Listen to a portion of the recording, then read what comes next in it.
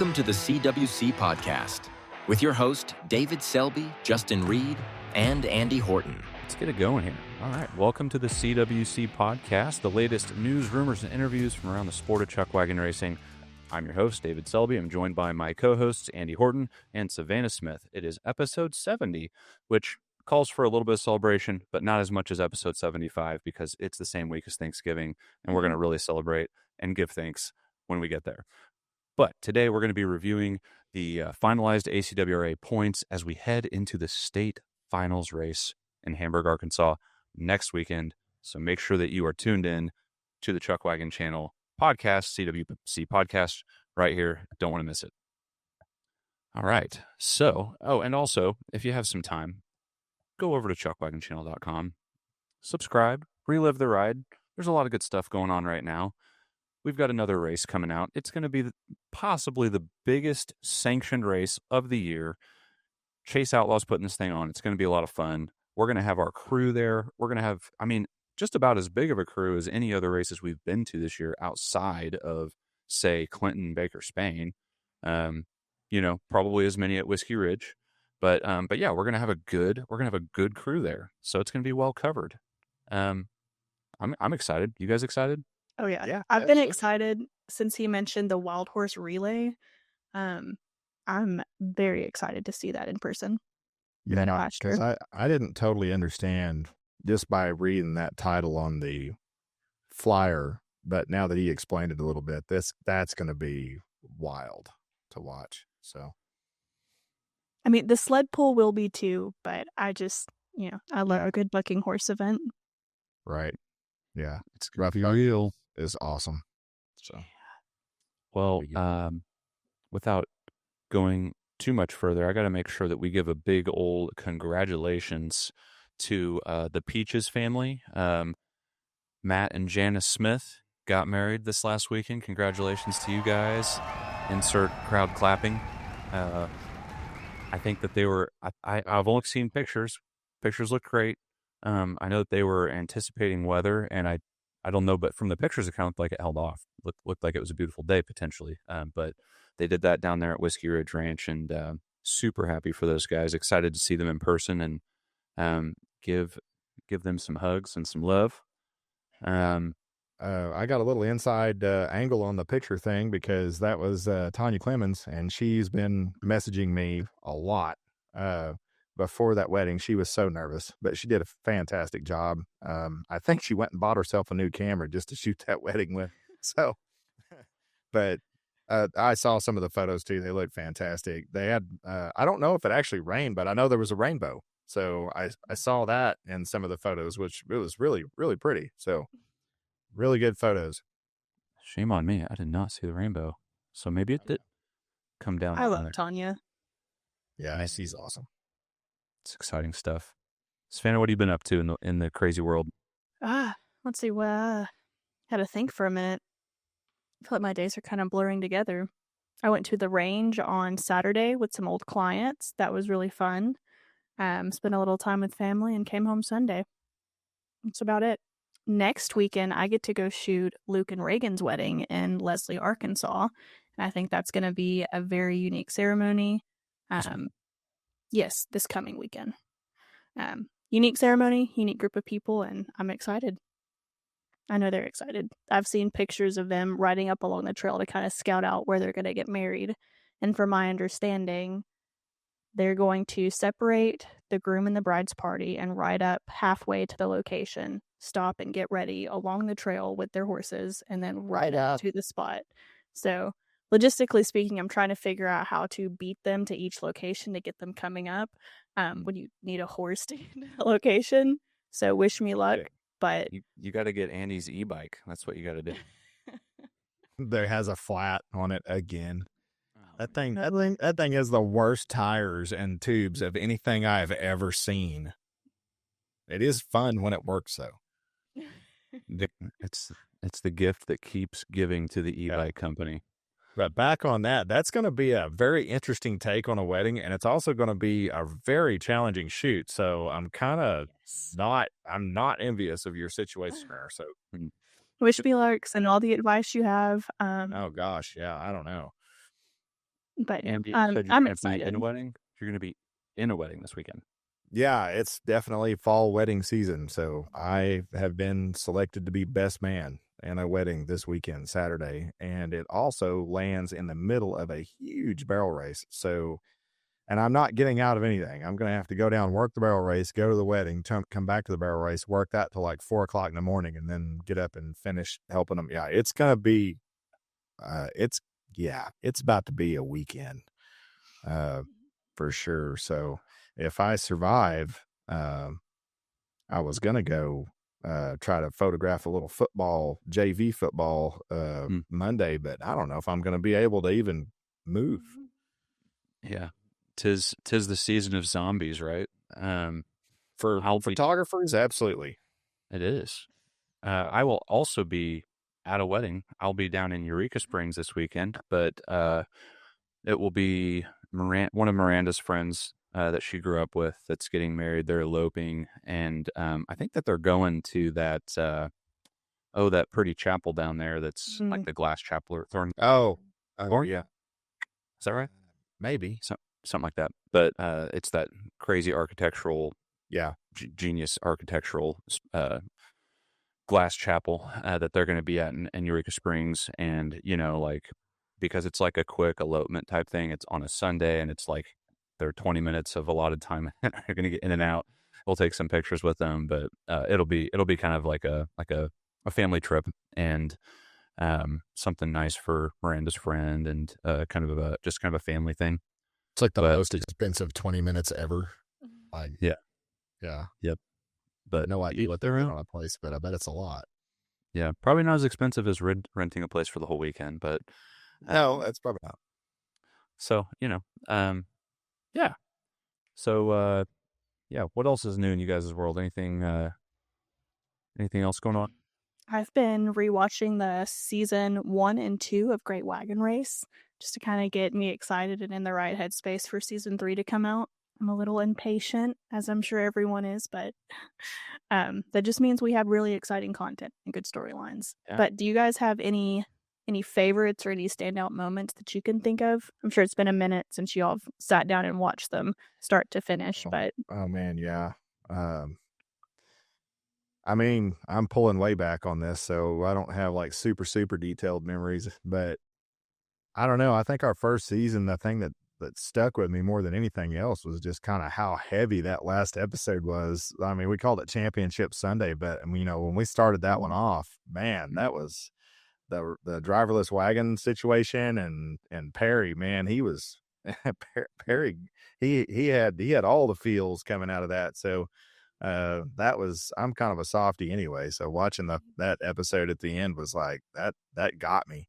And then season two, I mean, that had the most gigantic wreck at the end of it that was obviously the standout for that for me. I mean, that was huge. Yeah. I mean, you think about there was more narrative on the racing side, I feel like, in season 2, because we were really going into kind of that story of, the whole season and the buckboard for a couple of those teams. And then the way it ended, it was just like, spoiler alert, you have this win by a nose situation. Yeah. Oh man, that one, that was crazy to me. But literally the first thing that came to my mind was how much, I don't know, episode 7 to me on season 1 just stands out so vividly in my mind. I just really, I don't know, that one has a special place in my heart too, as far as like, kind of how that season ends up and everything. And it was our first season doing the show and stuff. So yeah, no, I'm kind of with you on that, Andy. Episode 7 of season 1, probably, that's like, if I was going to just go back and watch one right now, I think I'd want to go watch that. Yeah. Well, and this is fuzzy, but if I remember this correctly, just thinking of how this all ties together in the grand scheme of things, I know we focus on different divisions every year, but just thinking about, how we covered classics in that first season and how that last day shaped up, I'm pretty sure Dizzy D was in the runoff that year. Mm-hmm. And so, John's been like right there, so much. And then, how this guess, of course it wouldn't be a spoiler for the 20,000 people that were out there, but Or what happens? I wonder what yes, I wonder what happens. But like having that shape up the way it did, and John not winning. I don't know when the last time or if or whatever on him winning a championship, but I know it's been a while, and then for him to have that accident and have that wreck out in Mississippi, and then his son-in-law come in and end up with a championship. Yeah, it's crazy how things work out. I guess is what I'm saying. Yeah, it was not the ending that I was predicting on this year, and I think that will translate to a fun story to watch. Something that's cool to see on screen and to unfold on screen, because that was nothing short of a surprise ending to me, and I know, and I can say that.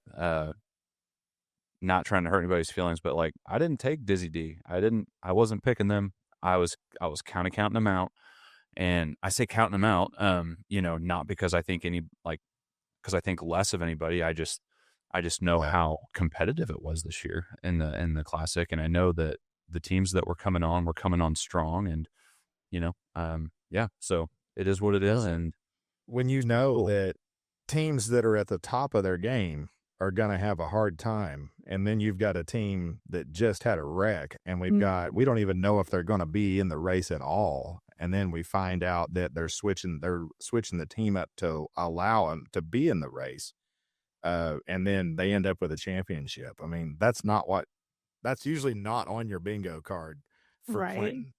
And now, do we remember if either of the brothers or either of the son-in-laws had been in the wagon before? Had either of them driven, or was this kind of not driving? It wasn't that he'd been driving. He cooks for him, right? He's always cooked that I've noticed. It's always been that he's cooking at Clinton.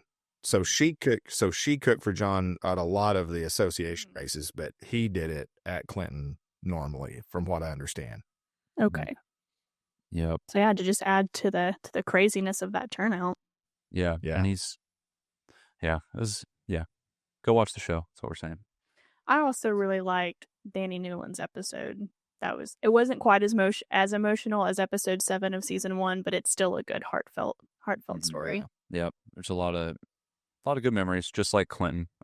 That's kind of ultimately what we hope for the shows, that represents Clinton, and keeps a special place in your heart. All right, so let's get into these point standings, because there's a lot kind of hinging on where things sit right now as we go into this last race. Keep in mind, as we go into the last race, if you're not thinking about mulligans and dropping a couple of the races off from a 10-race season, 8 of them are going to count towards your total, and at each individual race, if you come in first place, you can get 15 points, second place, 14, etc. If you show up in race, you get 5. If you don't show up, you get 0. So you can do the math there, but we're going to kind of go through these, and we're going to start at the top with pretty much the way they run these off. So like, we have big horse rubber tire, and we're going to kind of talk at the top, the leaderboard, so we can get through all this today. But you're looking at first place Freight Train, who has made every race this year. They do have a couple of 5s, but they're sitting at 103 points total. And so if you're being real, and they got 1 race left, haven't dropped anything yet, that they can drop those 2 5s, and they're going to be able to add, hopefully, a better point total on this. So for all intents and purposes, the 103 is really 93, because they're dropping their 2 mulligans. So they're sitting at 93. And then you've got BS Racing in second place, who has a cumulative total of 84 points. They have missed 1 race, which means they're going to have to drop 1 more, and they do have a race with 5, so they're going to drop that. So they go from 84 to 79. So we talk about where they're actually at going into this race, assuming that they're going to get into that 10 to 15 point range. They're going to go and compete, right?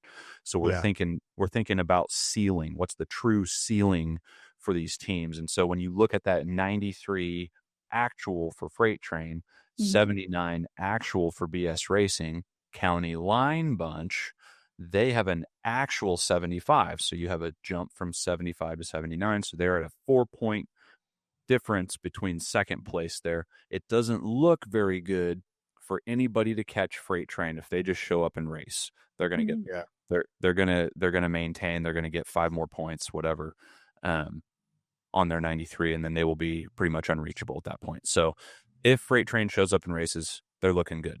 If they show up and lose, they're still looking good. But the real conversation piece to me is what's second place going to be. So can County Line Bunch overcome a 4-point deficit to either tie or beat BS Racing?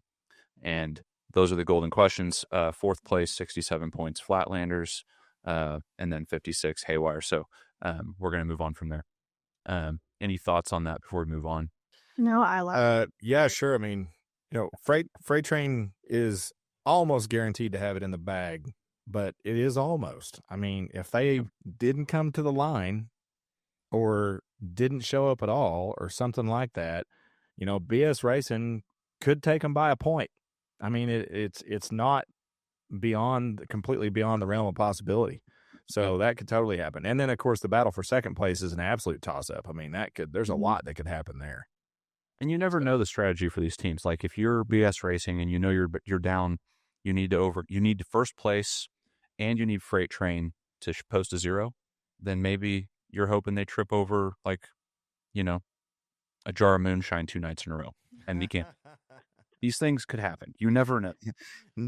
This is Chuckwagon racing we're talking about. Nothing is impossible. But we are here to also kind of shed light on this because we know it's a little bit confusing. And so if we're being practical, Freight Train shows up, they should be able to maintain first place, and because of the work they've done all season long. Savannah, let's move on. Okay. So 46-inch mules right now holding first place is Ain't Scared with a total of 113, and they've missed 1 race so far. Hickory Plains Outlaws is holding 87, but they've missed 3 races. So they're not going to be dropping any points. They're gunning for that extra total at Hamburg. And then Trump Train number 1, having missed 4 races, is holding a 59. And that's going to be our top 3 with a close number 4, whereas Robbie with a 52. Mm-hmm. And it's worth saying where's Robbie at a 7-point deficit off of third place, because if you get third place, you get a buckle. I mean, that's what you're running for at this point. You want to get that buckle, whether it's first, second, or third. Obviously, you want to go home with the points championship, but it's relevant. That 7-point deficit, things can happen. People are going to be there. People are going to be racing. The other thing that we didn't mention in this is that you do have to run at least half of the races, so 5 races to even be qualified. So where's Robbie would have to show at Hamburg to even be eligible from that metric. Which they're going to have to run even to get the points to get in there. But yeah, that's good. Those are all pretty spaced out. So for being honest, if everybody shows up in races, and if Trump Train can go out there and post, top 3, nobody's going to touch them. They're going to stay in third place. So let's move on to 46-inch ponies. It's not that cut and dry, guys, because if you look at the scores that are on that Ain't Scared team, they don't have any 5s to drop. So they're dropping like a 13 minimum. So their actual is actually 100. It's more like 100. So, and then you've got a possible from Hickory Plains Outlaws. If they won, they could raise their score to 102. So, I mean, if Ain't Scared didn't cross the line and Hickory Plains Outlaws won, now all of a sudden you're looking at Hickory Plains Outlaws in a championship. So, I mean, is it likely? No, but yeah, it's possible. They were up there last year, were they not? Hickory Plains? In the top 3, yeah. I would expect that they were. Gosh, it's been a year. I can say. I couldn't tell you. I could tell you a couple. I could tell you who won the buckboard. I know that was Full Throttle. Right. Who got proposed to. Yeah, but man, my brain has seen too many races since then. And okay, let's push into 46-inch ponies. Andy, I'm going to throw it over to you. You got a lot going on here. Yeah, my goodness. Let me find the tab here. Oh, yes. We have a lot of stuff going on here. And I have a gnat flying around in my...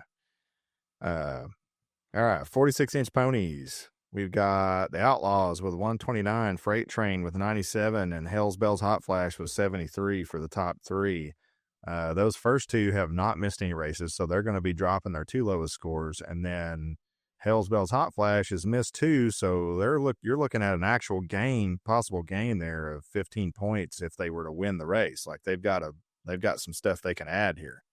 So I don't think that the Outlaws are, well, yeah, they may be, because if you look at all of their point scores, they don't have any low stuff to drop. They're going to be sacrificing some good stuff. Outlaws is going to be safe, but Freight Train in second place with 97, they'll drop an 8 and a 5. Let's talk best case scenario. They're dropping an 8 and a 5, so they go down, you're dropping 13 points there. You're dropping down to an 84. So if they had a real 84, added 15, they're looking pretty safe if they would win. Even add 5, 89. So if they show up and race, they should be untouchable at second. Third place is where it gets really interesting because you have Split Decision with 69, Going Nuts number 1 with 68, Derek Hands with 68. So I would encourage people to go and look at the standings when these are posted and make sure that you're looking at these closely, because that second and third place on some of these divisions is going to be really close. Let's keep moving though. I don't want to place any bets on this show because I get in trouble. Anyways, all right. So bringing it back around, 52-inch ponies. We jump right in. Outlaws sitting at the top of the leaderboard, 102 points. They've made every race. They've had 3 5s, probably some missed outriders or some missed opportunities, but they're poised. Like their second place is at 69 points. Derek Hands right now, who has a chance to gain 15 and get all the way up to like an 84, but it's too far. It's too far away. They're not going to be able to get there.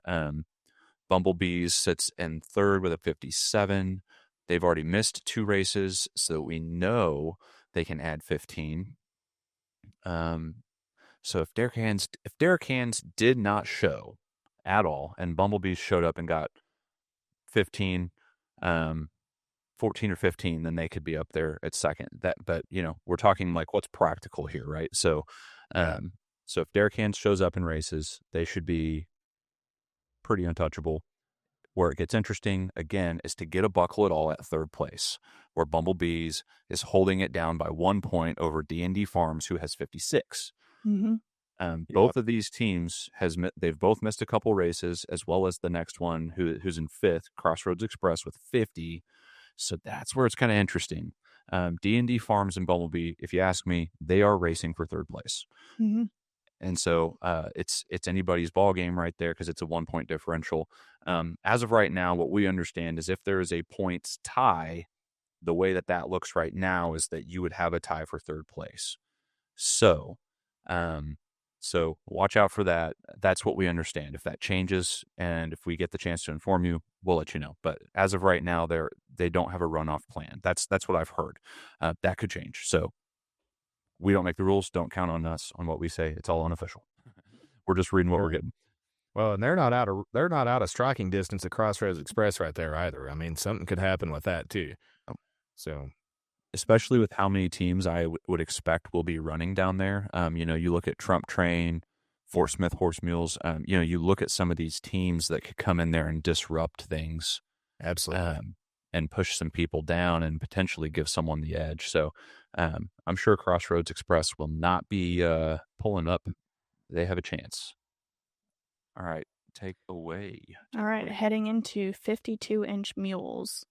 All right, out of our top 5, nobody has attended all races, so we don't have to worry about dropping any points here. Their points now are their actual points. First place, Hickory Plains Outlaw, holding a 77. Coming Undone, holding a 70. Trump Train holding 62, and then Bad and Bougie right behind them with 58. Even BS Racing at a 53. They're all pretty tight together before you see a significant drop-off. So, yeah, it's. I think even all the way down to 5th place, it could be anywhere. anyone's chance to upseat someone else. It could very well happen. I know Hickory Plains Outlaws with a 7-point lead. They're going to have to go out there and get an outrider. Like, they need to go get a qualified race. You don't get And a they have qualified a high race. average. So if they can get an outrider, they're guaranteed to place at least in the top 4. Yeah. As a matter of fact, if they score, if Hickory Plains Outlaws gets an outrider and they finish in the top like 7 places, they should be able to basically hold on to first. 7 or 8 places, I guess. Coming Undone, second place with 70 points. They're fast. They could gain some ground, but they need Hickory Plains Outlaws to have struggles. Basically, they need them to have a hiccup 2 days in a row. And then when you get down to Trump Train, really they're competing with they're down 8 points from second place. They're down 15 points from first place. So, again, being practical here, it's probably not super likely that if Hickory Plains shows up in races at all, that Trump Train could catch them. They would, at the very best, tie if they got 15, and still they'd have to overtake Coming Undone, who would also have to basically miss. So it's unlikely that Trump Train gets first. Unlikely still probably that they get second if Coming Undone comes out and doesn't come undone. And then Trump Train, if they come out and they race well, they should be able to hold third, but they have a 4-point lead on Bad and Bougie. So Bad and Bougie should be chomping at the bit, hoping that Hickory Plains Outlaws and Coming Undone and some of these teams, they come out and they race well, but kind of knock down that Trump Train ceiling, and hopefully if Bad and Bougie, like let's say they come out, they get first place, which they have been 15s and 14s when they've competed. Sorry. That's I was gonna yes. I was gonna kind of add that. I was gonna say, the thing is like their scores may not be super high, but when those teams show up, they do well.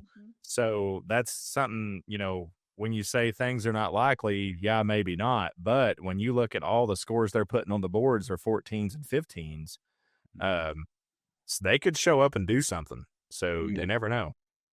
Yep. It is not over for third place. No, absolutely not. Take us to the buckboard, Andy. All right, buckboard. We got, of course, Full Throttle Loca in first place with 102 points, and obviously he's going to be right behind him, Full House with 92 points, and then Freight Train right behind him at 90. So, that's exactly what I expected to see when I flipped over here, was a stack like that. That is a very competitive division. And so the bad thing is for Freight Train is they're going to have to drop a couple of scores. So their 90 is not sitting in the same weight as Full House's 92 because they've got 3 missed races. They're adding straight to their total with this. So it would be very hard for Freight Train to catch Full House. And it can't happen. Yeah, and as consistent, it just can't happen. And as consistent as Full House and Full Throttle Loca are, that's your fight right there, is going to be those two. Well, if we're looking at their actual total, Freight Train dropped their lowest 2. That 90 goes down to a 79. Yeah. Right? Yeah. Right. So they would actually be, looking at that total, they would actually be 4th under Raring to Go, who has missed 2 races but is holding 80 points. So it is very possible to see that swap after the Hamburg race. Man, that's a good one. That's a really good catch there, Savannah. Yeah. So really, if we're being real, we've just announced Freight Train in third, but they're not. They're a point behind Raring to Go. If you're playing the mulligan thing here, so. Which has not been dropped yet. I believe that happens after the state finals, but we're being a little preemptive here, Yeah. Well, and it's, that's the reality of it, and it is hard to look at it like that because you're having to do all these, pay attention to all these little details on the sheet here, but yeah, Raring to Go, you're actually at a 1-point advantage right now for third place. So if you didn't know that, which I believe they're in the same household. So look at that, guys. You have some healthy competition. But you're also bringing in the same trailer. They're going to be pushing the jar at each other at camp. What we're going to be doing. No, you take a drink. Yeah. Oh, You you didn't, Jay, but you didn't understand? really drink. You took a sip. Goat roping until 5 a.m. Go for it. That's going to be a good one. Yeah, I mean, if Full Throttle shows up and if they post more than 5 points, they should be able to hang on to first place there. And I would expect them to. Full House, if they show up, I mean, they should hold second. Okay, let's move on to Big Mules, and I'm gonna hit the top 3 here. Diamond S Express sits in first place. They've missed 1 race, and they have a total of 85 points, which means they do end up dropping a 5 in here. So you talk about an actual of 80. And Tying them with third place. And then you look, oh man. And so, yeah, so that's Diamond S Express. But you look at Sue's Pawn, who has missed 2, and they have an 83. So they're actually sitting ahead. And Outlaws, number 2, they have not missed any races. That's JD driving Outlaws 2, if I remember right. And he hasn't missed a race, but he drops a couple of 5s, puts his 80 down to a 70. So he's actually got a bigger deficit to overcome than it looks like on paper. Going Nuts, they've already missed 2 races. They're sitting at a 65, but that's only 5 behind third place. So again, if everybody shows up in races and if you're going Nuts, you're hoping that the Outlaws get knocked down, and then if going Nuts can pull off get a victory, get a W, get a first place, then you never know what could happen there. Oh, this could go anywhere. Mm-hmm. Like Big Mules could end up at anything, which is I expect nothing less from this roulette game that Big Mules usually is. It's about like it looks when they race. Yeah. I do think if teams show up and get outriders, you're seeing Sue's Pawn and Diamond S Express duking it out for first place, and Sue's Pawn has a 3-point advantage. So that's the reality of that situation. That's exciting. This is what I love about seeing the points totals and having to do the mulligan crunch, the numbers crunch on mulligans, because when it boils down to brass tacks, Sue's Pawn needs to get people behind them. And if I'm Sue's Pawn, I don't know, maybe I am doing a call out, for a Diamond S Express to try to put your next closest person behind you. It's super interesting at this point, and we've seen these teams posting good numbers this year. We know Sue's Pawn's got good mules. Diamond S Express has posted a 15 and a 14 and a 12, but outside of that, you've seen these 11s, 8, 9, 5, which means they probably didn't qualify on a time one day. So I mean, if you're just looking at the numbers and you're just calling out how are they competing at these races where there are other teams out there. I mean, you're seeing like when Wide Ass Open actually comes out and races, they're finishing first or second.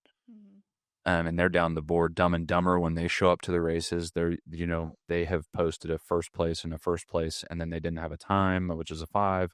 So some of these things, these teams show up and they can knock some stuff down. This could be really, really interesting when it all boils down to it. Yeah, when you have a team that doesn't race a whole lot, that they place really well when they do, that's disruptive. Like if they come into the mix here at the last minute and do something, then that could cause a lot of people problems that think they're sitting pretty. Yeah. It's almost like you think about the future of the events of these races, and you almost wonder, like, for all intents and purposes, we call it a state final, right? It's a final because it's going to be the final showdown. It's the final deciding race. Right. But, format, you wonder, does that ever change? Does anything ever shift for the final race of the season? Do you have to maybe show up to half the races of the season to race in the final? Because the fact that a team who raced at 2 or 3 races throughout the year, who can't even win anything from a buckle standpoint, you just wonder, like, do you ever play with the format to where you clear the road for your finalists who have worked all season to get into the top? It's interesting. I'm not saying that should be that way, but it's just I don't know. I don't know that I would subscribe to that school of thought. Yeah. Yeah. Okay. I mean, if I was the guy with the track, I definitely wouldn't. But Yeah. No, definitely not. You want more teams to race. sure, and just from a standpoint of this is a show, like this is a spectator event. I mean, I want a good show, and I mean, I think having that possibility of somebody coming in there and causing issues like that is just part of it. I mean, I think that makes it more interesting, not less. So, I think I would rather have that personally. Just playing devil's advocate. I got you. Well, Savannah, I want you to take us to the Classic. Alrighty. So, for the Classic division, holding first, we have County Line Bunch with a 104, BS Racing holding second place with a 95, and then we drop down to 42 points with Lucky G. I do want to look at their actual totals. So County Line Bunch has not missed a race all season. That 104 actually drops down to a 94. BS Racing has only missed one, so they're going to drop a 5, putting them down at 90. So that big gap between 104 and 95 actually turns into just 4 points.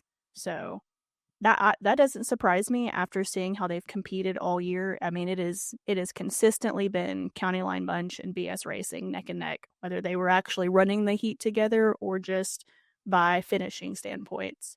So, either one could take it. If I was just thinking about this season and not looking at this sheet, I probably would have just guessed that County Line Bunch had a bigger margin than this. But yeah, me too. Yeah. Well, it's the actuals in the missed race that really got them. Yep. I mean, the fact that they don't have an outrider at one of these races, they didn't qualify or whatever, and they took a 5, kind of hurts them now because they only have a 4-point lead.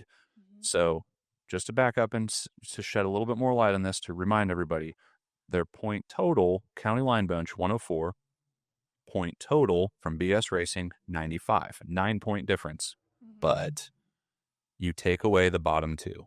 And so there's a missed race and a 5 for BS Racing.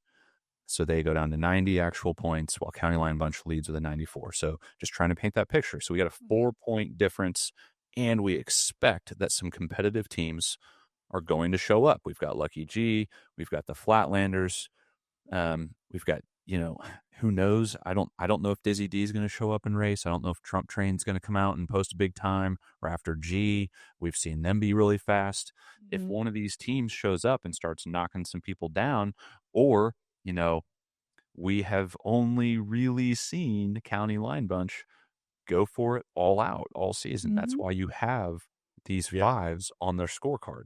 So if their philosophy is balls to the walls, we're not holding up for anything.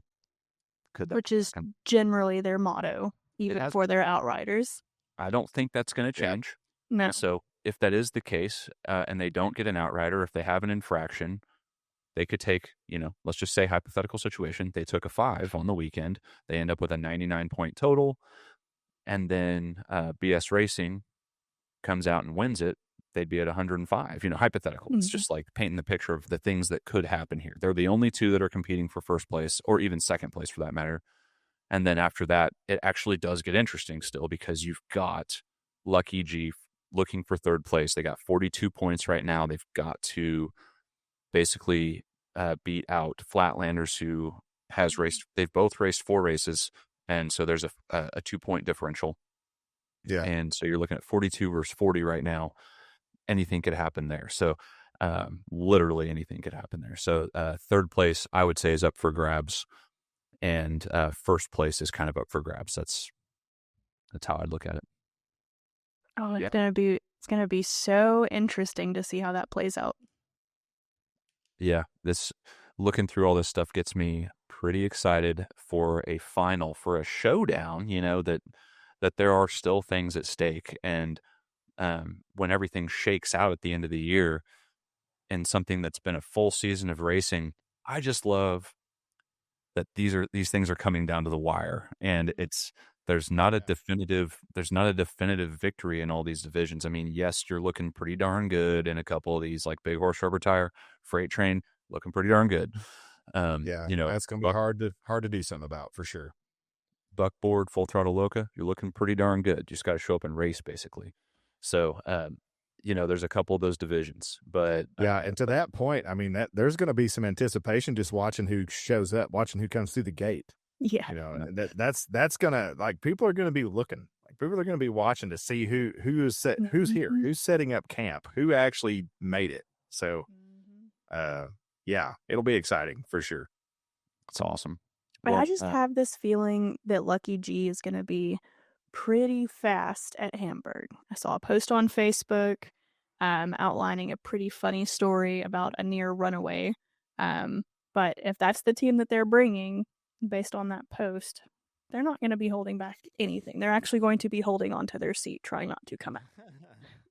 No, man, make sure you don't miss it. It's going to be Chase Outlaw Halloween Race, as I'm calling it for a second, or the Outlaw Nation Chuckwagon Race is what the real name is.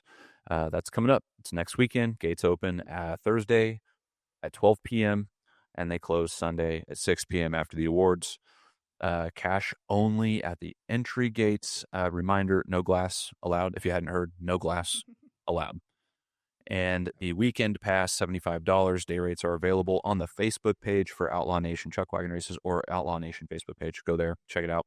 We'll have that linked in the description below as well. Savannah, real quick, run me through the schedule of events just like real fast. Okay, so Friday we have a youth rodeo and costume contest. Head over to the Facebook. They've got a post that breaks out all the events that happen in the youth rodeo in the order that they happen. Saturday, 9 a.m. trail ride, 1 p.m. first performance of our state finals races. 6:30, third annual Battle of the Bulls, followed by a Jared Morrison concert at 9 p.m. There's going to be a goat roping going on Friday and Saturday night. Sunday, 10 a.m. Cowboy Church, 1 p.m. last and final performance of the year. Awesome. There it is. Heck yeah. And next week, don't miss the show. We got Monkey Justin Leggett, our guest, who will be announcing the Chase Outlaw Race. If you know him, you know it will be entertaining. And who knows, maybe we'll have some hard questions that put him on the spot. And he's always a good time to talk to. So we're excited to have him on the show next week. Last but not least, make sure you go over and subscribe. Please relive the ride, chuckwagonchannel.com. We want you. We love you. We need you. We have a lot of good stuff coming out on the channel right now. We've got season 3 coming out this winter. We are going to have the Chase Outlaw Race out on there as well. Plenty of good things. And don't forget, we still have all that content from Clinton that, annually we see that DVD go out. When that goes out, then we'll bring that content onto the Chuckwagon channel as well. So there is still plenty to look forward to as we go into the colder months. And don't you all worry. We're still doing some development on the back end. We have some surprises that we're going to roll out later this year too. So have a wonderful weekend. We'll be back here next week, and we'll see you out on the track. Right now we move to the big mules in competition. Desperado with a 41-8. Hee-Haw with a 41-9. Dumb and Dumber with a 47-2.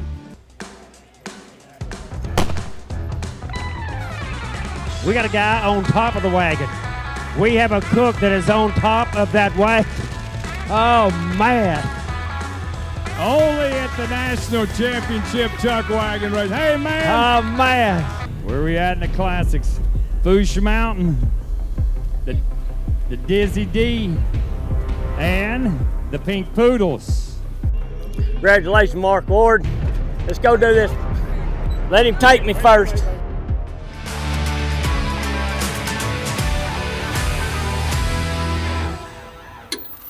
Thanks for listening to the CWC Podcast.